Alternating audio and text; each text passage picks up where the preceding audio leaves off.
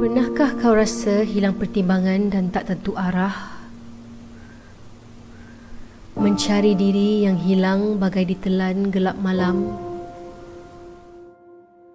Pernahkah kau rasa bagai terperangkap di tubuh yang salah? Rasa ingin lari sejauh-jauhnya, tetapi terjerat di minda sendiri. Bahu terasa berat bagaikan memikul satu beban yang tak mampu lagi untuk ditanggung. Terlalu berat sehingga tak mampu lagi nak dikongsi, walaupun dengan orang yang paling disayangi.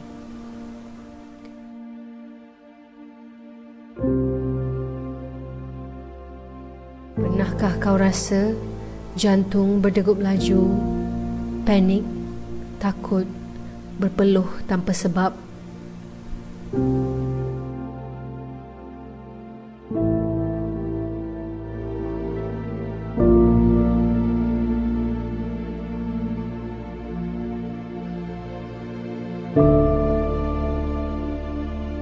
Pada masa inilah, bersendirian bukan satu pilihan. Ada masanya kita perlukan seseorang yang boleh mendengar suara kecil hati kita. Salah langkah, kisah kita dipandang remeh dan dijadikan bahan ejekan. Jadi, siapa yang kita perlukan? Siapa yang akan menjadi peneman di saat kita lemah? Di saat kita perlukan bahu untuk bersandar. Masa inilah kita sebagai masyarakat prihatin bersama-sama membantu menyuluh hidup mereka yang dalam kegelapan. Kita mulakan dengan, awak okey?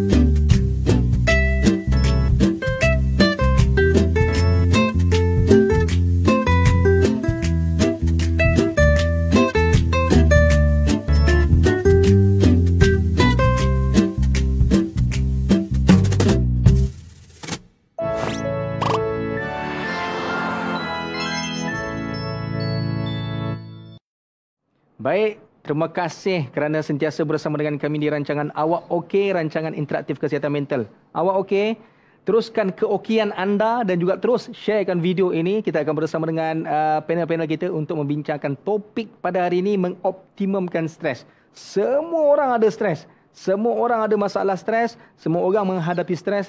Jadi kita nak tahu bagaimana, apakah itu stres, takut-takut kita tak tahu itu stres ke, itu depression ke. Kan? So hari ini kita akan bersama dengan panel-panel yang kami bawakan kepada anda, iaitu yang pertama kita makluk-alukan kebersamaan Dr. Hazli. Apa khabar? Khabar baik. Betul sihat? Sihat. Merupakan Presiden Psychiatry Malaysia. Ya. MPA. MPA, betul. Okey. Sebelum kita cerita banyak lagi Dr. Kita cerita sikit MPA tu, MPA tu apa yang buat? MPA itu Persatuan Psikiatrik Malaysia, NGO yang mewakili pakar psikiatri di Malaysia, doktor-doktor psikiatri lah ahlinya. Jadi persatuan tu selain daripada menjaga kebajikan ahlinya, juga melakukan aktiviti-aktiviti bersama NGO lain, terutama NGO yang memperjuangkan kesihatan mental ini. Jadi kami juga bersama-sama untuk membantu mempromosi kesihatan mental dan membantu masyarakat kita kenal dan lebih arif tentang masalah mental, penyakit mental, dan yang lebih penting adalah untuk mewakili juga suara-suara para pesakit kita. Ataupun sekarang ni kita guna terminologi yang lain lah untuk pesakit tu. Ada gunakan peers atau kita panggil orang yang melalui pengalaman. Dia tak panggil pesakit, panggil peers. Jadi kita sama-sama dengan mereka untuk menjadi suara juga kepada mereka.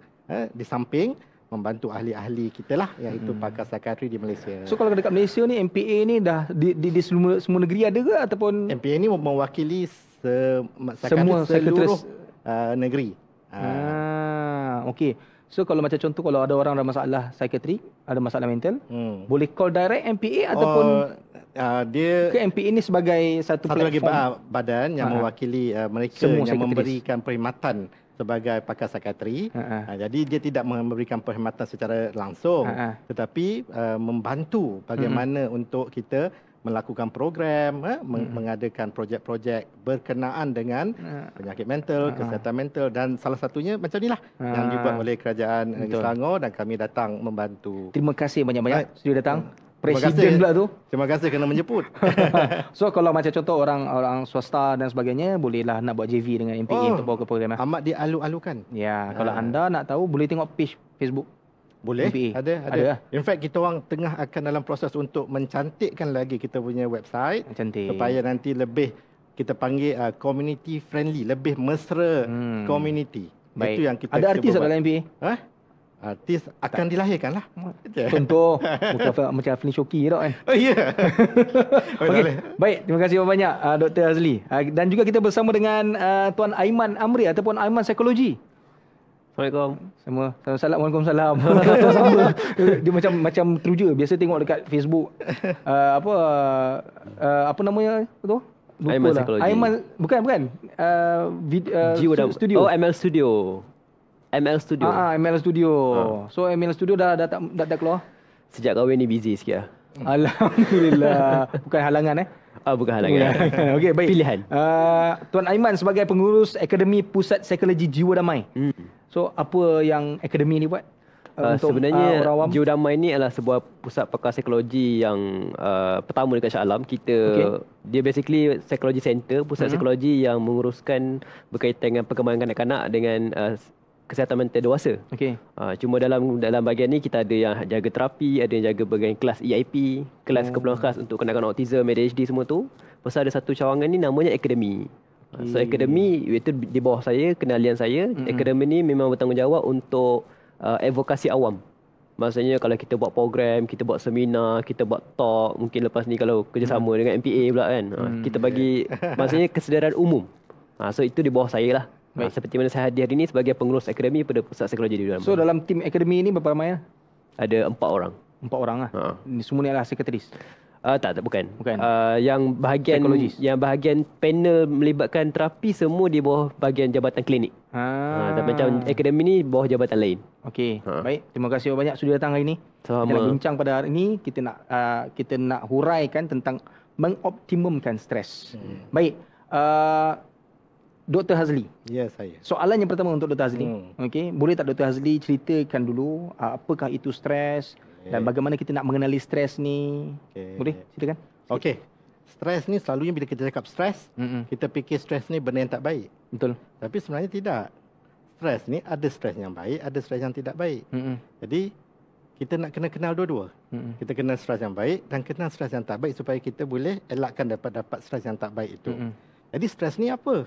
Stres ni sebenarnya adalah satu normal proses sebenarnya yang berlaku apabila kita berhadapan dengan sesuatu keadaan ataupun satu situasi ataupun satu benda yang yang tak menyenangkan. Yang sama ada kita takut. Jadi kita berhadapan dengan satu ancaman, satu benda yang otak kita akan anggap kita sedang berhadapan dengan sesuatu yang berbahaya. Dan otak kita akan persif, kita kata dia ambil, dia ni bahaya ni, kita dah berhadapan dengan sesuatu yang boleh mengancam nyawa ni. Dan otak kita akan keluarkan hormon yang kita panggil kortisol. Ada beberapa hormon stres lain, tapi yang utamanya kortisol. Jadi apa jadi bila kortisol ini dikeluarkan? Kortisol ini akan menyebabkan dia menambah tenaga kepada organ-organ penting yang memerlukan tenaga itu. Apa dia? Otot. Bila kita berhadapan dengan satu yang berbahaya, apa yang kita nak buat? Sama ada kita lawan ataupun kita cabut lari. Biar nanti kena makan lah kalau kita berhadapan dengan harimau contohnya. Jadi otak kita nampak bahaya ni. Dia akan keluar. Dan jadi untuk kita lawan ataupun berlari, kita memerlukan tenaga pada otot-otot. Jadi kena hantar kepada muscle kita, otot-otot kita, pada jantung pam laju darah pergi ke bahagian yang penting. Bagaimana supaya berfikir, nak buat apa ni? Pergi ke bahagian mana? Paru-paru, bernafas dengan lebih cepat dan menambahkan pertukaran udara.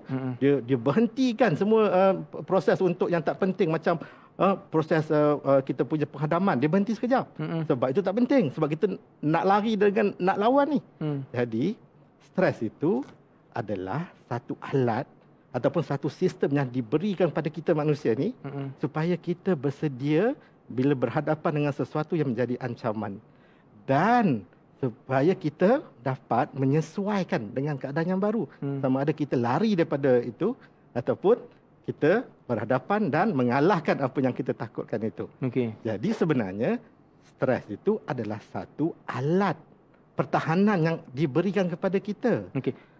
Tetapi masalahnya kita tidak sedar benda itu. Kalau macam contoh, itu macam sebagai satu alat. Sebagai orang macam saya lah, baru belajar berkenaan dengan kesihatan mental dan sebagainya. So stres ni, kalau daripada ayat segi yang senang faham adalah reaksi ataupun kita punya respon kepada sesuatu yang mengancam, yang tidak menyenangkan kita. Jadi contohnya, saya berada sekarang ni dalam tengah rekod dan ditengok oleh ramai orang ni. Ini bukan satu benda yang senang bagi saya ni. Saya stres ni. Tengah stres. Tetapi stres ini kita tengok sama ada kita boleh hadapi ataupun tidak. Masalahnya berlaku ialah apabila stres itu apa? Berpanjangan. Bila stres itu berpanjangan dan tidak dibuat apa-apa. Dan masalahnya kita sudah mengalami tanda-tanda stres itu tetapi tanpa kita sedar. Contohnya sekarang ni kan kita berhadapan dengan apa? COVID-19. Patut tak kita stres sekarang? Of course. Jadi stres itu adalah satu physiological reaction yang normal. Tetapi dia boleh jadi teruk, pathological apabila apa? Apabila dia berterusan.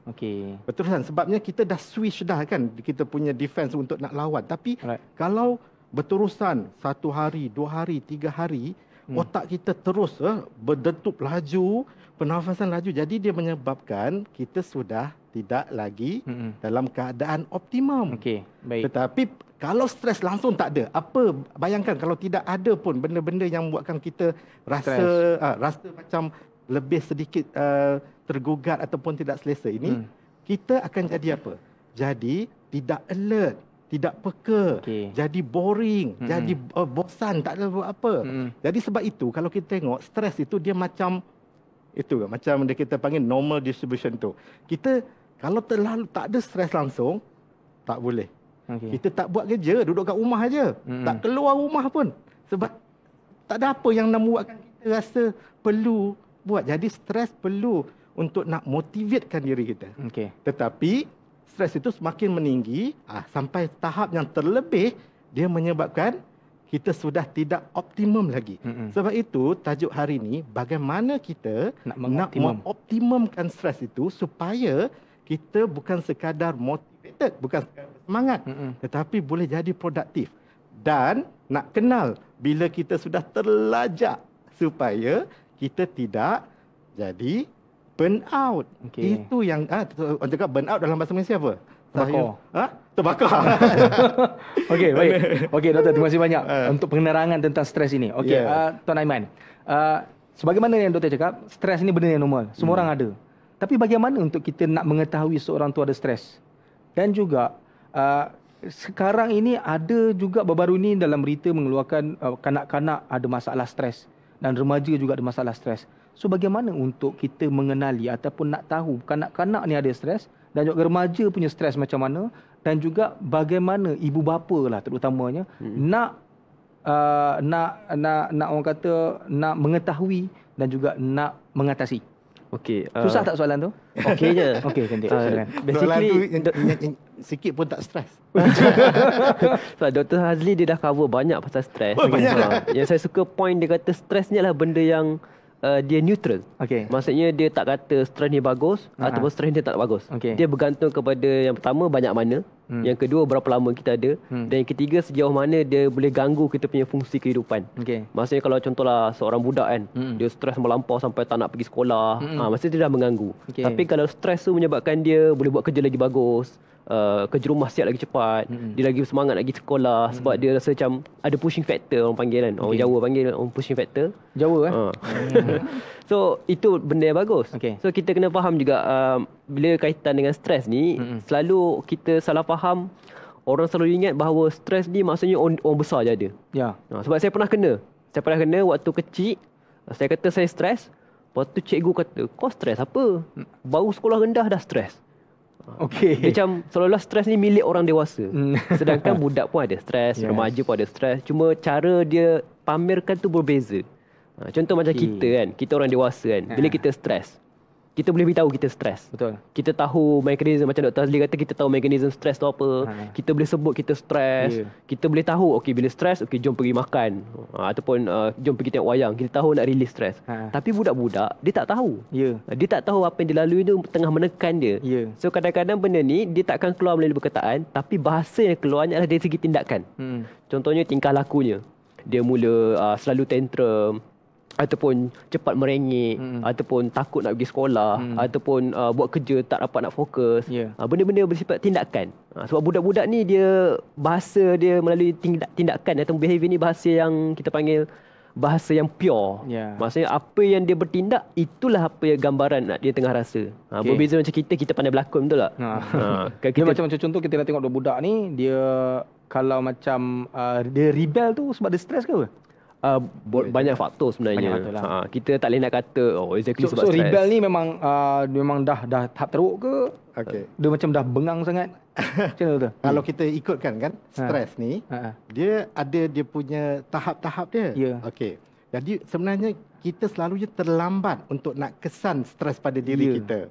Jadi apabila kita berada pada situasi, menghadapi situasi menghadapi orang tertentu yang membuatkan kita tertekan, kita akan melalui proses yang pertama tu kita panggil warning, kita bagi amaran dulu. Kita mula rasa macam tak selesa dari segi emosinya, mungkin rasa macam lain sedikit. Fizikal yang kita tidak sedar, banyak tanda-tanda stres itu adalah dari segi fizikal. Sebab ingatkan yang saya kata tadi kan, hormon tu dah dihasilkan. Jadi fizikalnya apa? Kita jantung kita bergerak laju, kita bernafas, peluh dingin ke, peluh panas ke, semua ada. Tangan basah. Perut kita pun memulas. Jadi benda-benda itu sudah berlaku. Jadi tanda-tanda stres dari segi fizikal, dari segi psikologikal, kita tidak tenang, kita mudah marah, mudah tersinggung. Itu yang kita boleh tengok daripada segi luaran, marah dan sebagainya, itu stres. Tapi dari segi kelakuan kita boleh tengok juga. Contohnya malas pergi kerja, rasa buat kerja tak boleh fokus, makan banyak, makan kurang, tidur banyak, tidur kurang. Jadi kita boleh lihat dari segi fizikal, simptom yang orang tu ada, dari segi emosi, dari segi kita boleh lihat juga, dan selalunya untuk sesiapa saja ialah dari segi kelakuan, perilaku. Sebab kita takkan nak selesa nak cerita emosi kita. Okey, saya tanya, are you okay? Okey. Walaupun baru saja bergaduh dengan staff tadi, bila tanya, are you okay? Okey juga. Sebabnya kita tak selesa bila nak bercerita tentang emosi. Betul. Kita tak selesa. Jadi yang mana yang kita boleh nampak ialah dari kelakuan. Orang tak boleh tipu ni, tapi boleh interpret macam-macam lah. Jadi pada peringkat pertama kita panggil warning, kita amaran dulu. Tapi tu kita kena adapt dengan benda tu. Kalau kita tak boleh adapt, phase kedua. Phase kedua dia apa? Phase kedua adalah kita resistant. Last kali exhaustion. Selalunya kita hanya sedar bila mana? Bila kita sampai stage exhaustion. Dah terlambat. Jadi salah satu cara untuk kita nak optimiskan stres, kalau kita sedar pada peringkat amaran lagi. Itu cara yang kita boleh buat. Baik, terima kasih banyak Doktor. Suatu penerangan yang sungguh luar biasa. Tapi kita nak bincang banyak lagi soalan, ada 15-20 soalan lagi. Banyak. Itu very stressful. Tapi tak apa. Sebelum tu kita nak alu-alukan kebersamaan anda semua yang menonton rancangan Awak Okey pada hari ini. YB Dr. Siti Maria pun ada. Terima kasih banyak YB menonton. Okey, dan juga Ahmad Javad Faruqi, thank you. Wai Ramli, thanks a lot. Hakim Ismail menonton, terima kasih banyak. Ashraf Nordin, Aida Muhammad Nayan, terima kasih. Razi Yasir, thanks a lot. Dan juga Nurul Syuhada Muhammad. Dia dah tanya soalan. Awal-awal tanya soalan. Bagus dia ni. Okey. Dan juga Haida Haizair. Ya, betul. Okey, terima kasih. Adawiyah Cik Ramli, thanks a lot. Kita ni. Dan juga Iz Alam, terima kasih banyak-banyak. Pun dah tanya soalan. Bagus. Haida dah tanya soalan. Nurul Dalina pun dah tanya. Baik. Kita akan bacakan soalan-soalan ni, Doktor. Tapi dalam sempat ke ni nak jawab ni? Lepas rehat lah. Okey. So anda sentiasa okey? Saya okey, saya okey, tapi bila dengan orang yang hebat ni macam stres juga sebenarnya. So, optimumkan stres macam mana? Kembali selepas ini, kita rehat dulu.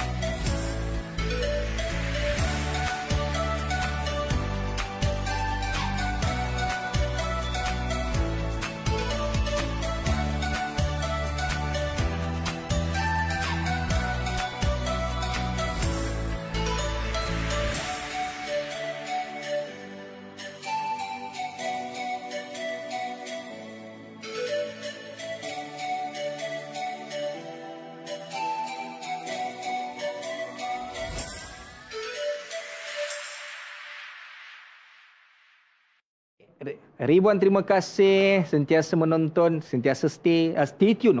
Itu ayat yang paling senang. Bersama dengan kami di rancangan Awak Okey, rancangan interaktif kesihatan mental.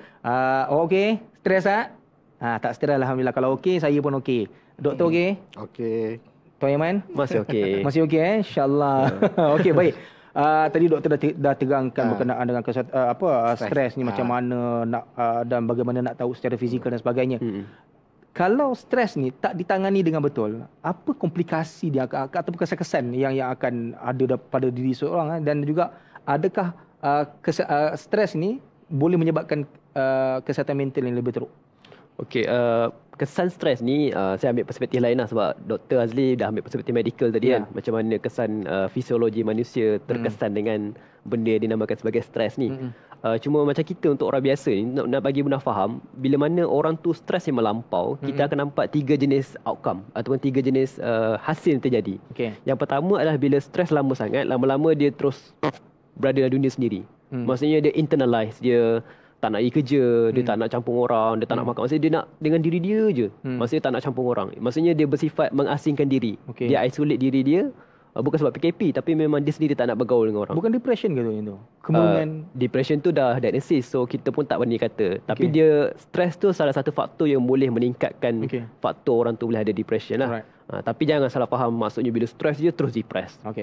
Age pun dah lain, keadaannya pun lain juga kan. So itu adalah pertama. Yang kedua, hasilnya bila kita stres melampau ni, kita boleh nampak bila mana orang tu dia jadi macam dia akan suppress ataupun dia akan pendam semua benda tu dalam dirinya. Macam Dr. Hazli kata tadi, kita sebagai rakyat Malaysia ni kita tak selesa untuk cerita pasal emosi. Kita rasa pelik kalau macam tanya awak okey tak? Kita pun nak jawab, sebenarnya dalam diri tengah struggle, tengah menangis. Contoh baru lepas kena buang kerja ke, baru lepas kena marah kan. Tapi dalam hati rasa macam tu. Tapi jawab depan okay orang je. aku okey. Sebab kita tak biasa nak kata kita tak okey. Sedangkan tak ada masalah pun kalau tak okey. Bukannya satu dosa pun. Malu kot. Malu, faktor stigma, faktor tak biasa dan faktor didikan emosi ataupun kepandaian emosi. Kita punya emotional intelligence tu belum sampai tahap kita mampu untuk berbicara pasal emosi.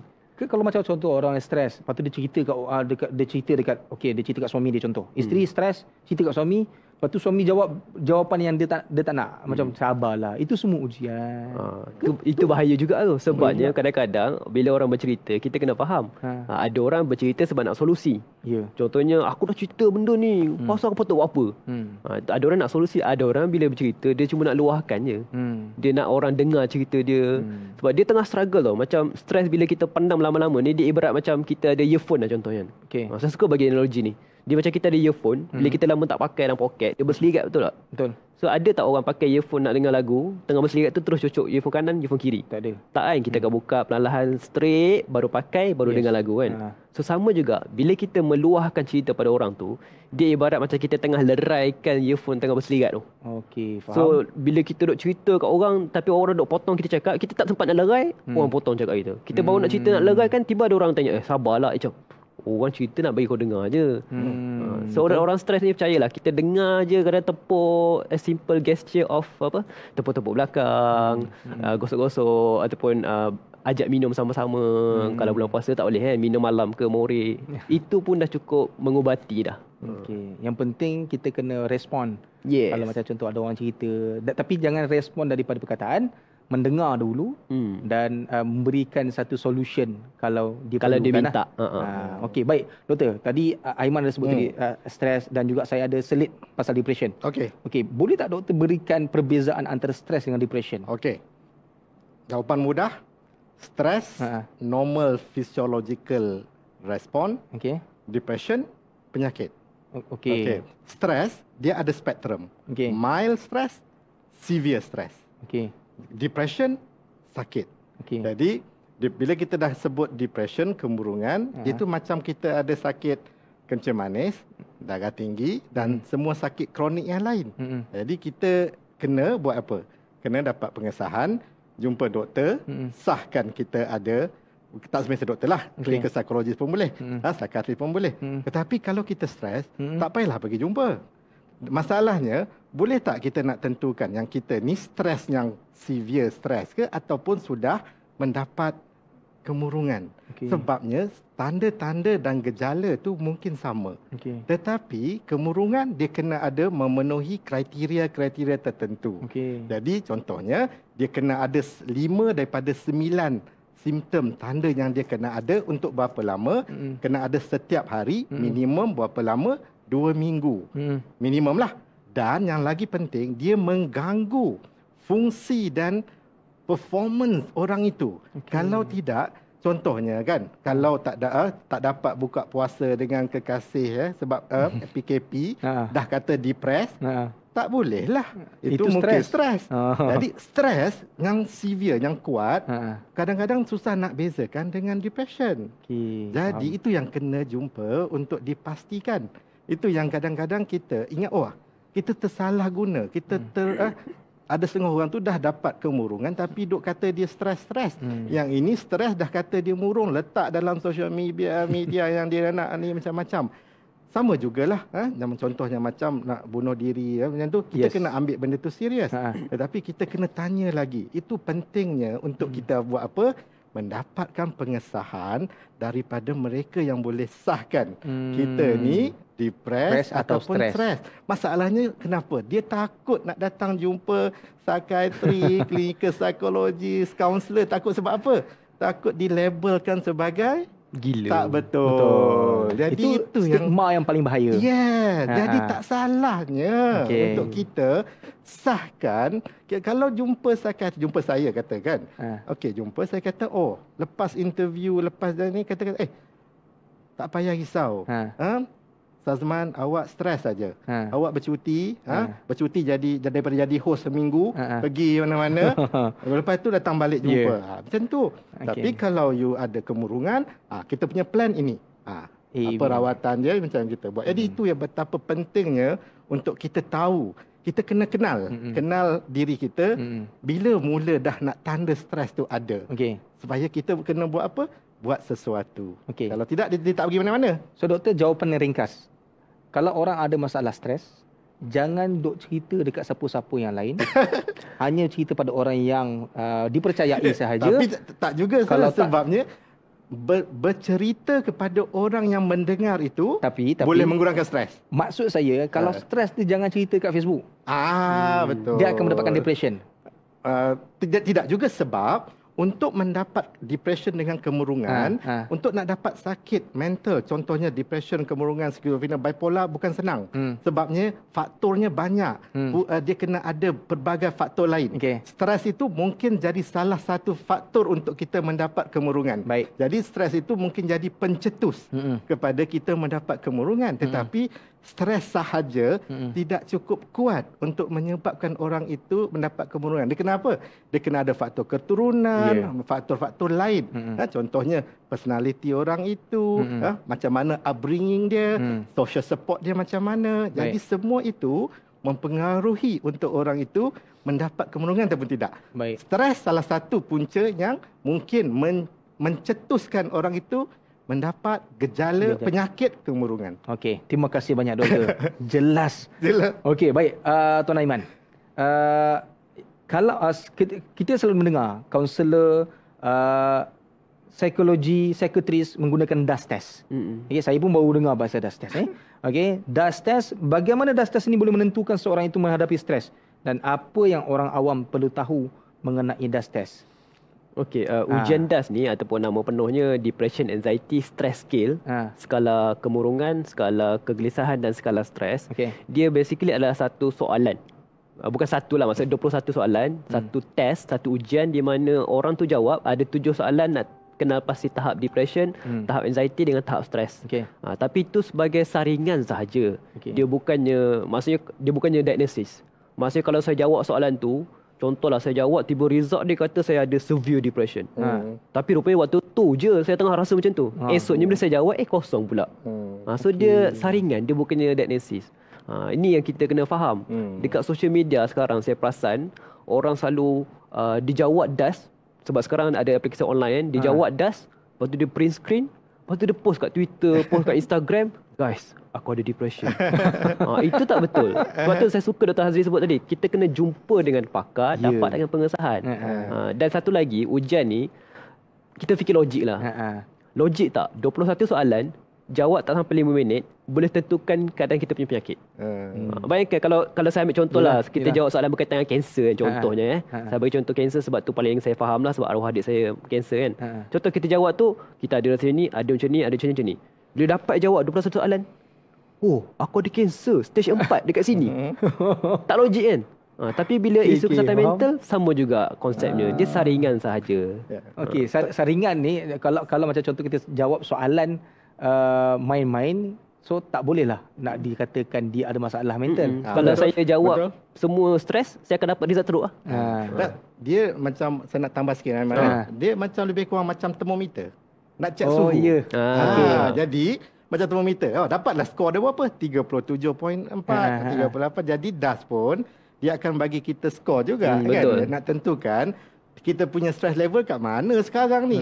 Temperature kita kat mana sekarang ni sebelum masuk bangunan di ya, itu je dia punya ni. Tapi kalau nak sahkan tu ada skill-skill yang lain yang kita boleh gunakan. Dan kalau letak Colgate kat muka panas lepas tu betul. Dan kalau suhu panas pun macam-macam sebab kan. Sama juga result tinggi pun macam-macam sebab. Tidak semestinya depress. Satu penerangan yang luar biasa daripada doktor dan juga Tuan Aiman. Terima kasih banyak. Ini tak cukup lagi ni sebenarnya. Dan kita ada banyak lagi soalan yang ditanyakan. Kalau kita tengok di Facebook ni, wow. Ini lebih luar biasa ni. Dia punya soalan banyak ni. Okey, kita kena boleh rehat dulu. Okey, dan kita akan kembali dengan soalan-soalan daripada penonton di Facebook dan juga soalan-soalan yang telah disediakan untuk ditanyakan kepada dua panel kita yang susah-susah untuk anda. Okey, jom kita rehat dulu.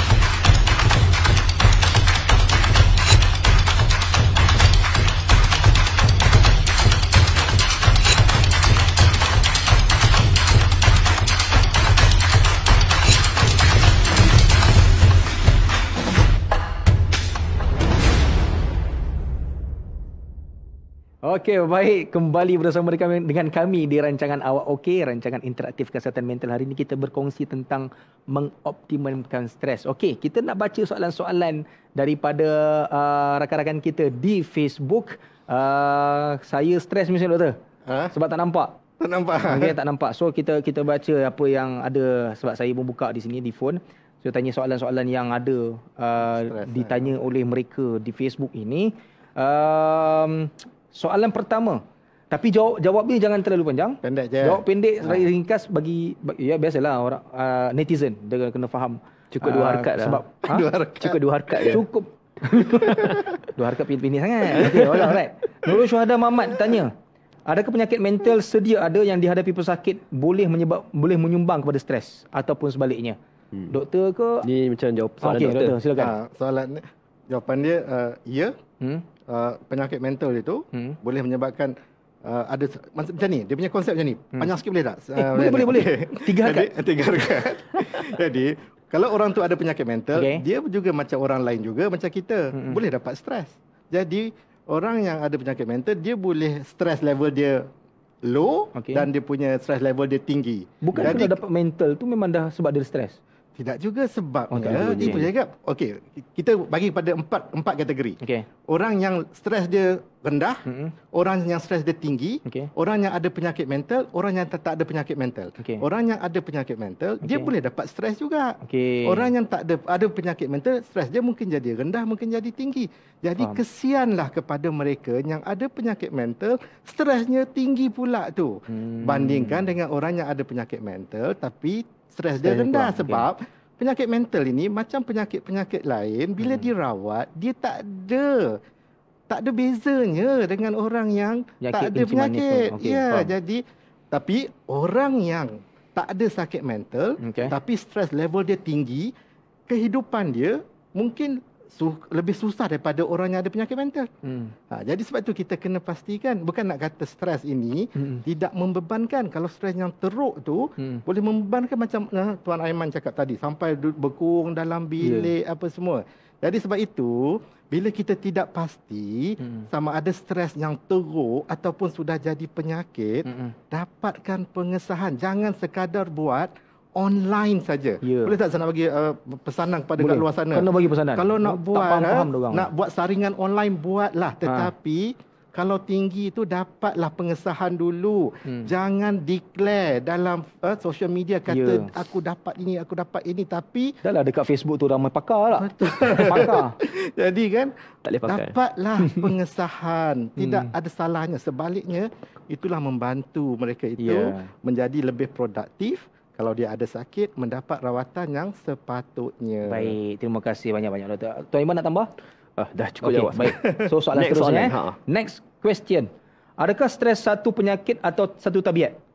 Ini boleh cakap boleh. Aiman boleh jawab ni. Walaupun tak cik bagi doktor je. Basically stres ni. Aiman boleh jawab. Stres tu bukan penyakit. Dia adalah keadaan normal di mana seorang tu rasa bila kita rasa macam keluar daripada keselesaan kita. Maksudnya macam kita dah selesa macam ni, tiba-tiba kita nampak harimau contohnya. Harimau dahsyat sangat lah. Kita nampak ada anjing masuk kan. Bagi saya, contoh saya takut anjing. Tapi macam contoh Sazwan dah biasa nampak anjing. Kalau nampak anjing, tahu macam nak lawan kan. Tapi sebab saya tak biasa dengan anjing, saya takut. Saya akan stres dah berlebih. Sebab itu reaksi badan saya anggap persepsi kepada anjing itu adalah satu ancaman. Tapi pada moderator kita yang dah biasa dengan anjing, contoh bila jumpa anjing je, angkat tangan terus anjing lari kan. Okey je. So sama juga, kita anggaplah dalam setiap dalam hidup kita semua ada anjing-anjing macam ni. Boleh lah anjing ke kucing ke apa je. Sebenarnya anjing tak sesuai. Lipas. Betul. Dia lipas, ada orang takut tapi tapi ambil benda yang tapi anjing okey lagi sebab anjing boleh jadi faedah juga. Betul. Kalau kita jaga rumah ke apa. Lipas yang tak boleh. Terutama kalau lipas terbang. Bukan lipas. Itu bukan lipas. Okey. Alright. Haida Haizir nak tanya, tanda aras stres setiap orang adalah berbeza. Boleh tuan terangkan mengapa tanda aras setiap manusia berbeza mengikut psikologi? Nama tuan Tuan Aiman.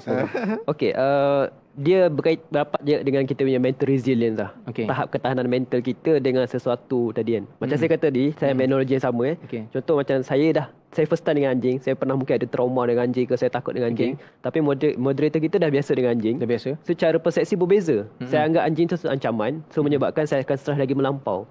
Tapi Syazwan pula yang dah biasa, Syazman yang dah biasa dengan anjing, tak stres mana pun. So your mental resilience tu dah berbeza. Mungkin tahap ketahanan tu lagi tinggi. Dia nak tingkatkan mental resilience ada banyak cara lah.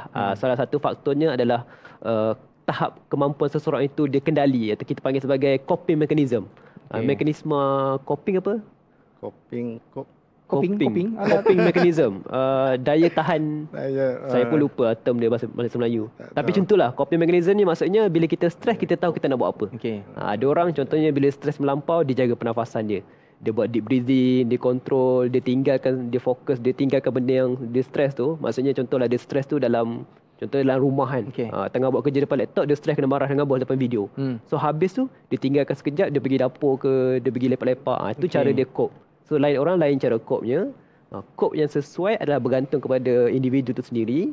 Cuma nak kata kat sini, bila soalan dia tanya kenapa ada orang stres berbeza, sebab daya tahan kita berbeza.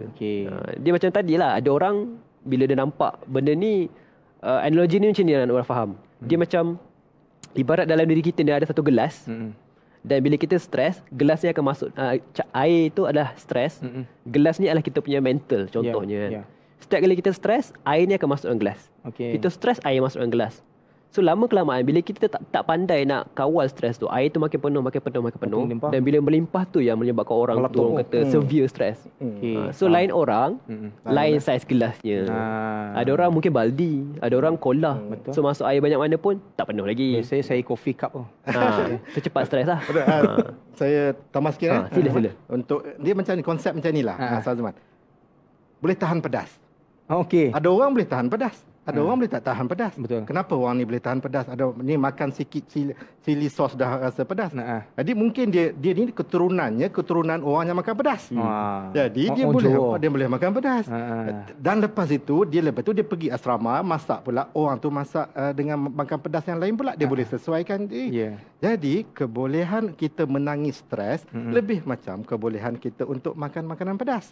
Banyak faktor dia. Genetik boleh, environment boleh, dan bagaimana orang itu melihat daripada ibu bapa mereka mengalami stres. Jadi dia orang belajar daripada situ. Jadi dah sama-sama mak ayah duk makan sambal, anaknya makan sambal lah juga. Tak ada masalah. Anda nama pun orang Jawa. Okey, maknanya kena bina daya tahan diri. Ya, betul. So Haida kalau nak tahu berkenaan dengan ni, tengok episod yang lepas berkenaan dengan daya tahan diri. Okey, baik. Atikazu Abdullah, sedap nama.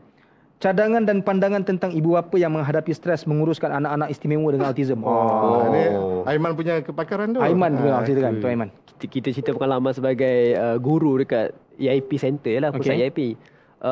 Menguruskan kanak-kanak berkeperluan khas sama ada autism ke ADHD dekat rumah, terutama sepanjang PKP ni, antara soalan yang kerap kita dapat daripada ibu bapa. Sebab kami macam dekat Jiwa Damai pun kami buat kelas EIP semua tu bersifat online kan. So kita kadang kita fahamlah bila parent kata stres dan sebagainya. Yang pertama sekali, kita kena melihat bahawa peranan mendidik anak-anak berkeperluan khas ni bukan terletak pada ibu sahaja. Apa pun kena ada sekali. Bukan anak berkeperluan khas, anak biasa pun, anak tu sendiri adalah tanggungjawab ibu dan bapa. Tu kita kena faham sendiri. Maksudnya bila kita letakkan bapa juga salah satu faktor yang menjaga, maksudnya kita kena wujudnya komunikasi sesama suami isteri. Saya share salah seorang pelajar saya di mana mak dia berkongsi, cara dia buat adalah dia gila-gila jaga dengan suami dia.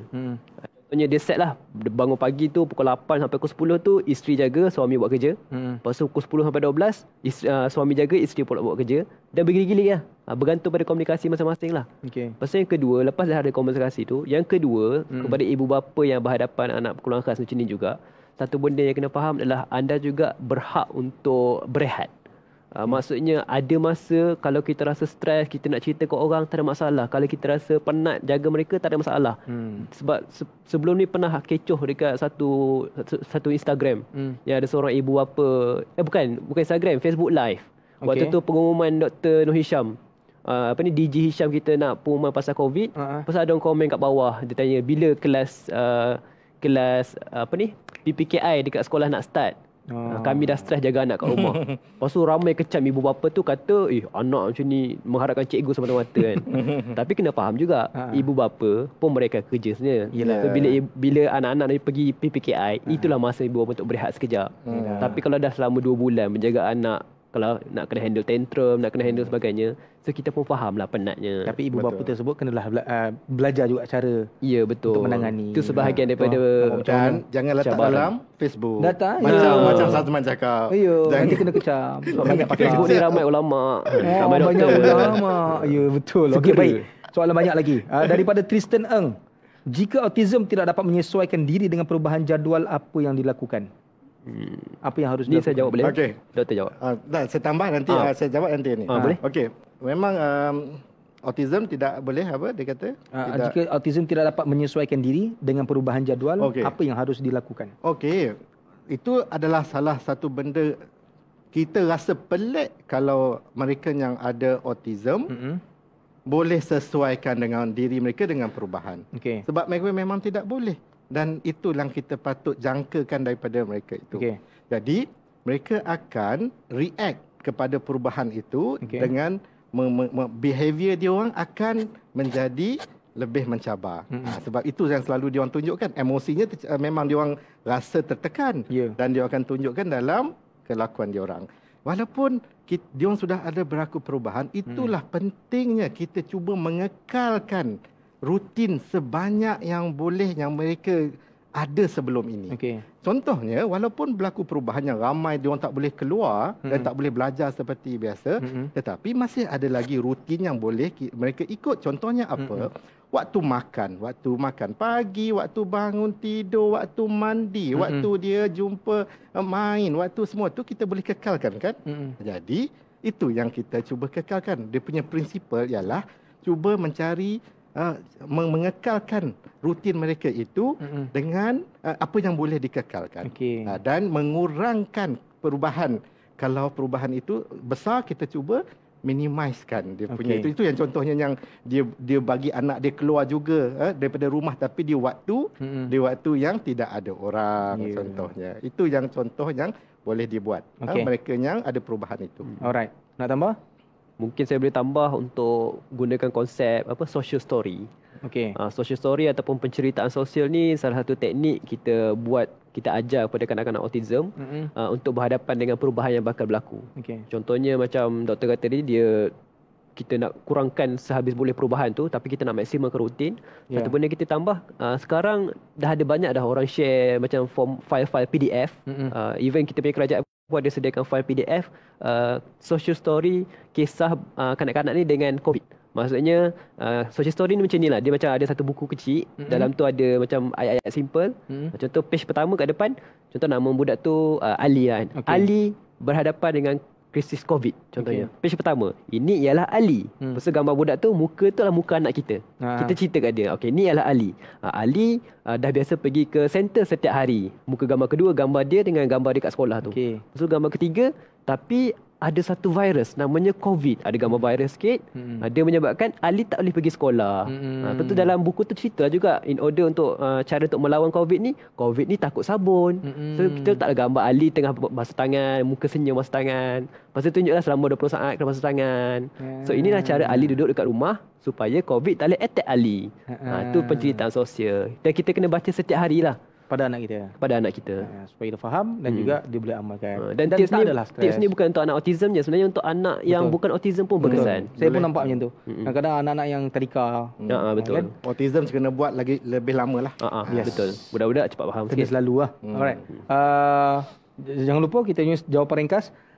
Nurul Dalina bertanya, stres perlu ada tetapi kena ambil tahu supaya kita dapat letakkan stres itu di tempat sepatutnya. Dengan ada stres, kita boleh mencapai satu kejayaan. Betul tak? Betul. Tanya betul tak? Jawapan tu je lah. Okey, Mewan tanya, kita sedar jika nak Optimus Prime. Jika nak optimumkan stres, perlu sedar tentang punca yang menyebabkan stres dan cuba mengurangkan atau berhenti sekejap. Tetapi situasi bagi remaja, mereka hanya ingatkan isu tidak selesai. Berasa ganggu. Bagaimana nak beri bantuan atau mengajar remaja? Sebab lari dari punca bukan satu pilihan yang terbaik. Contohnya ibu bergaduh di rumah, remaja stres, duduk di rumah, remaja ingin tinggal daripada rumah. Doktor dah faham soalan dah? Faham. Cuba doktor uraikan. Saya rasa punca sebenarnya walaupun orang kata punca tu penting, tapi bagi saya punca tu tak penting sangat. Yang penting adalah persepsi. Apa otak orang itu, apa otak tu punya persepsi dia tentang benda itu berlaku. Contohnya, ada orang break up, berpisah, putus cinta. Ada orang stres, ada orang tak stres. Sebab maknanya putusnya hubungan itu maknanya apa pada orang tu? Jadi sebenarnya stress reaction atau tu bergantung kepada persepsi orang itu sendiri. Jadi puncanya ada beratus, berjuta macam-macam, tapi kalau kita perception kita, otak kita anggap bukan satu ancaman, bukan satu benda yang bahaya, bukan tu, dia tak akan createkan itu stres. Maknanya kita kena mindset kita penting juga, persepsinya. Sebab itu juga bila ada kematian, bukan semua orang harus, kenapa pula ada orang bila mendapat anak, kahwin, stres? Persepsinya, maknanya. Ada orang pula mati kucing stres. Makna kucing tu pada dia. Jadi, kita kena fikir balik. Bila sesuatu berlaku yang menyebabkan kita stres, maknanya apa ni pada kita? Otak dah anggap satu benda yang bahaya ke? Adakah satu ancaman? Sebab itu, ada COVID-19, ada orang masih lagi keluar rumah, tak kisah pun COVID-19. Sebab maknanya dia pada COVID-19 tu bagi dia bukan satu ancaman. Itu yang dia tak dengar cakap. Suruh supaya duduk kat rumah. Social distancing tu. Jadi jawapan kepada itu, punca penting. Yang lagi penting adalah perception dan macam mana kita faham itu yang kita kena ubah. Remaja itu kita kena perbetulkan persepsi dia. Baik. Terima kasih banyak Doktor Mewan. Okey, 10 points. Dan juga ada lagi soalan. Banyak. Hari ini paling banyak soalan. Kenali destinasimu. Wow. Bagus tu. Radio ke apa ni? Okey, pada bulan Ramadan yang mulia ni, betulkah persentase seseorang itu kurang untuk penyakit stres? Okey, satu penyakit, stres bukan penyakit. Okey, saya cakap lagi. Bukan tak faham. Tapi inilah pentingnya. Terima kasih soalan itu. Sekurang-kurangnya kita boleh perbetulkan. Stres itu bukan penyakit, depression penyakit. Jadi bulan Ramadan ini sepatutnya kuranglah stresnya. Tuan Aiman? Saya tak berani nak jawab sama ada kurang stres ke tak sebab tak ada statistik yang melihat benda ni. Tapi mungkin cara fikir logiknya lah kita nampak kenapa soalan ni boleh muncul sebab kita melihat faktor spiritual. Faktor Ramadan ni kita kurang makan, kita kurang bercampur dengan orang kat luar sana dan kita duduk kat rumah je dan kita banyak mendekatkan diri dengan Tuhan. So mendekatkan diri secara spiritual ni tak kisah agama apa pun, itu juga salah satu cara coping mechanism. Cara kita mendapat ketenangan tu. Mungkin saya nampak pada perspektif tu je kot. Sebab tu dah sebut Ramadan kan. Saya suka bila Aiman cakap kan tidak semestinya. Sebab kita tak tahu orang tu macam mana. Betul. Sebab saya beritahu ada seorang tu dia bagi tahu dia stres Ramadan ni sebab apa? Kena berbuka puasa dengan ahli keluarga. Sepatutnya biasanya dengan kawan-kawan. Dengan kawan-kawan sebab waktu yang dalam buka puasa dengan ahli keluarga tu dia kena behave. Yelah. Dia nak makan tak boleh melantak banyak. Tak ada. Biasa dengan keluarga makan banyak. Tak adalah. Itu bagi dia. Okey, baik. Terima kasih jawapannya dan Tristan Eng tanya lagi. Halusinasi dengan dengar suara dalam kepala atau dengar suara luar dan kalau rawat awal boleh pulih atau selamanya akan macam ni. Ini mungkin soalan luar daripada tajuk kita tapi tak apa. Sangat penting. Pendek jawapan dia. Setiap penyakit itu adalah penyakit sebab halusinasi adalah satu gejala penyakit. Setiap penyakit sudah dijanjikan ada ubatnya. Tolong usaha carilah ubat. Ubat itu bukan yang semestinya ubat. Ubat itu dalam bentuk berbagai-bagai. Ubat itu adalah bentuk ubatan dan juga dalam bentuk psychological intervention. Itu pun ubat juga. Bagi saya ubat adalah apa? Ubat adalah usaha, doa dan tawakal. Ubat usaha tu apa? Jumpa doktor, jumpa orang yang betul-betul, dapatkan makanan yang betul, dan semua tu adalah usaha kan? Jadi jawapannya betul. Lagi yang pentingnya lagi awal dapat rawatan, lagi bagus dia punya prognosis. Baik. Okey, terima kasih di atas jawapan-jawapan yang telah diberikan dan juga terima kasih kepada anda di atas soalan-soalan yang telah diberikan kepada kami. Abang Mung tanya, Dr. Hazli boleh dapat alamat klinik? Oh, tak boleh. Tak boleh. Untuk tak boleh sebab apa? Takut orang sebu. Tak nak, saya tak nak mempromosikan lah. Kita tak apa? Tak apa. Tak nak? Tapi saya bekerja visiting Awisina. Visiting? Awisina Hospital. Awisina. Okey. Shah Alam. Okey. Kalau anda ingin tahu lebih lagi tentang Dr. Hazli ataupun di mana klinik dia dan sebagainya, boleh follow page Boleh. Ada page. Facebook ke IG? FB. Apa namanya? Itu page klinik? Page nama tapi tak ingat. Jarang buka. Lagi buka balik. Nanti saya buka balik Nanti komen lah dekat sini. Saya rasa Dr. Fahmi Minda. Dr. Fahmi Minda. Facebook saya Dr. Fahmi Minda. Update tak? Stres betul lah. Update. Okey. Ada soalan lagi keluar. Al-Fakir Nurizwan Shah. Ya betul, saya setuju dengan pandangan Dr. Hazli sebab bagi saya sebab passion bipolar untuk move on bagaimana persepsi kita untuk menghadapi suatu masalah, anggap ujian sebagai tanda Allah sayang kita. Okey. Baik. Itu dia setuju dengan pandangan doktor. Terima kasih banyak kepada anda yang bertanya kepada doktor dan juga Tuan Aiman kita, panel kita pada hari ini. Hari ini memang havoc. Hari ini memang havoc betul soalan. Okey, baik, sebelum kita akhiri doktor kita pun dah di akhir waktu macam kejap, macam setengah jam live. Okey, minta boleh tak doktor dan juga Tuan Aiman berikan conclusion dan juga pesanan nasihat kepada semua yang mendengar sebab kita nak sebarkan kepada semua rakyat Malaysia di seantero Facebook. Tapi 2 minit untuk doktor, 2 minit untuk Tuan Aiman. 2 minit. Okay. Silakan doktor. Saya okey. Jadi saya ucap terima kasih kepada Kerajaan Negeri Selangor kerana mengadakan inisiatif ini. Saya rasa amat satu benda amat baik, teramat baik. Sebab kita jarang bercakap tentang kesihatan mental, penyakit mental. Betul. Tapi kita kena sedar kita tak sihat kalau mental kita tak sihat. There is no health without mental health. Jadi inilah yang kita kena jaga. Kita cakap pasal physically fit. Saya tak physically fit tapi nak physically fit lepas ni. Tapi kita jarang cakap tentang mentally fit. Itu yang kita kena buat sekarang. Dan kita boleh buat. Itu yang kita cakap tentang stres ni. Stres ni selalu kita cakap tapi kita tak betul-betul beri perhatian. Jadi kenapa kita tidak kenal stres ini? Lepas kita kenal, kita boleh tahu dan kita boleh ambil yang baik, optimiskan dia. Memang boleh. Dan sama-samalah kita belajar kerana bagaimana untuk menangani stres ini adalah satu skill. Skill ini boleh dipelajari. Jadi kalau kita ambil makan pedas tadi, kalau kita nak makan pedas, banyak makanan pedas yang kita tak boleh makan, jadi belajarlah untuk makan pedas. Jadi kalau tak pandai handle stres, tak pandai nak kendali stres, belajarlah macam mana nak kendali stres. Itu yang kita kena buat. Tak kenal maka tak cinta. Betul. Okey, Tuan Ahmad silakan. Saya berpendapat bahawa kita dalam dunia ni, kita ada dua benda yang kita kena tahu. Iaitu benda yang pertama adalah benda yang kita boleh kawal. Contohnya perasaan kita, persepsi kita, apa yang kita boleh buat, cara kita berhadapan, cara kita respon. Dan ada benda yang kita tak boleh kawal.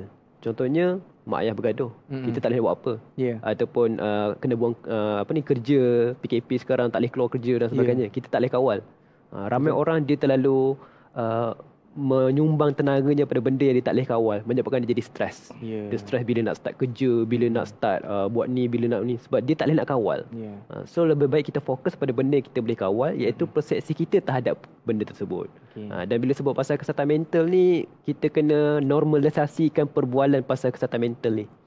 Sebab nak melawan stigma ni, dia kena ada awareness. Dan awareness ni bermula dengan lagi banyak kita cakap pasal ni, lagi ni. Sebabnya kesihatan mental ni, kalau kita boleh rasa kesian daripada orang yang tengah berjuang dengan masalah kesihatan fizikal contohnya. Kita nampak ada orang kanser, ada orang diabetes, kita boleh rasa kesian, melawat ke hospital, ambil gambar hospital, hashtag get well soon semua tu kan. Tapi bila dengan isu kesihatan mental, tiba-tiba benda ni satu benda yang memalukan. Tiba-tiba benda ni kena diam-diam. Sedangkan kesihatan mental dan kesihatan fizikal dua-duanya di bawah kesihatan. Dan kita kena faham bahawa tak sempurna kesihatan seseorang tu tanpa kesihatan mentalnya lah. Itu penting kita kena ingat. Baik, Ridwan, terima kasih banyak-banyak Tuan Aiman. Terima kasih banyak-banyak Doktor di atas perkongsian dan juga kesudian bersama dengan kita pada hari ini. Dan selamat menyambut Ramadan. InsyaAllah dapat 14 Ramadan dah, Doktor.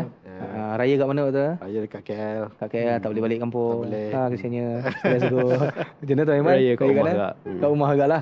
Okey, sama-sama kita insyaAllah. Baik, kepada anda yang sentiasa membantu sharekan video ini dan juga kepada anda yang sentiasa menyokong kami, terima kasih banyak-banyak. InsyaAllah kita akan berjumpa lagi di rancangan yang sama, waktu yang sama, Selasa dan Khamis jam 2.30, 3.30. Kita bincang, kita kongsi, kita kupas berkenaan dengan kesihatan mental. Setiap Selasa dan Khamis jangan lupa pastikan bersama dengan kami. Dan juga hashtag kami Selangor Mendas Sihat, hashtag kami juga awak okey, hashtag apa tu? Kita jaga kita. Kita dah betul lah. Kita jaga minda kita. Ya, hashtag yang baru. Tolong buat. Kita jaga minda. Minda otak. Minda lah. Baku, minda kita. Minda kita. Okey, terima kasih banyak-banyak. Jumpa lagi insya-Allah. Allah terbang handphone aku. Assalamualaikum warahmatullahi wabarakatuh.